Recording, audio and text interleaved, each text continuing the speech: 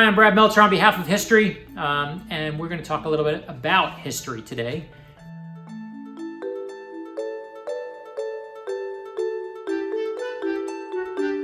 It's one of my favorite George Washington stories, especially to teach my own kids.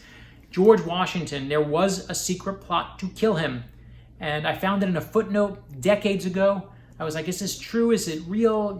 Is that internet nonsense? It is true. It really happened. When George Washington found out about it, he gathered up those responsible in a plot to kill him, right? They're going to kill him. He gathers up those responsible. He builds a gallows. He takes one of the main co-conspirators and he hanged him in front of 20,000 people, the largest public execution at that point in North American history.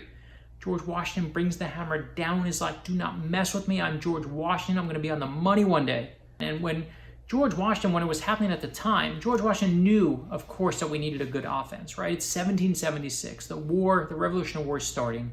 He knows we need a good offense. We need a good military. But what he also realizes in this plot is that we need a good defense. We need to figure out what the enemy is doing. And so what happens is he immediately makes a secret committee.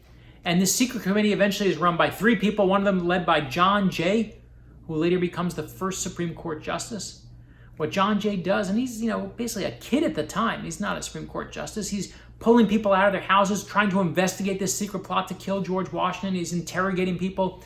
What he's really doing is he's putting together America's first counterintelligence agency.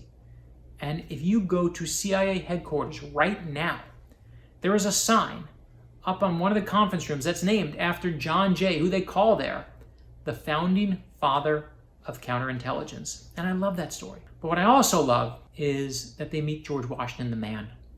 Because George Washington is arguably one of the most famous Americans who's ever lived, right? Maybe the most famous of all time. But we see him on our money every day. We know him from the dollar bill, but we almost know nothing about him. And that's a shame. We tell the story of George Washington. He's the greatest general. He's the great first president. We hold hands. We dream of democracy. We take down the British, the greatest fighting force that the world has ever known at that moment in time. It's a great story, a spectacular story, but it's not the true story. The true story is actually far more amazing. In the Battle of Brooklyn, one of the first big battles of the Revolutionary War, where the British first come with their full invasion force, George Washington doesn't win the day. We get our butts kicked. Right? He doesn't have the experience of the British generals. He gets surrounded. He basically has the British in front of him. He gets cornered so that he's got the East River behind him, the British in front of him. There's nowhere to run. This is the moment George Washington should die. It should be over. But in that moment, George Washington does the best thing he always does. He adapts.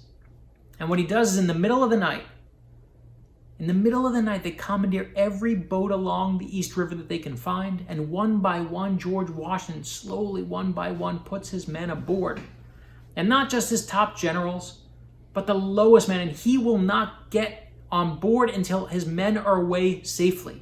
Even, the lowest ranked. And they see him doing this. They see that George Washington is risking his life so that they can be safe first. And not that that's the magic moment that made America. There are plenty before and plenty after. But what is so important to teach our kids, I hope you learned today, to all of you listening, is leadership is not about being in charge. It's about taking care of those in your charge.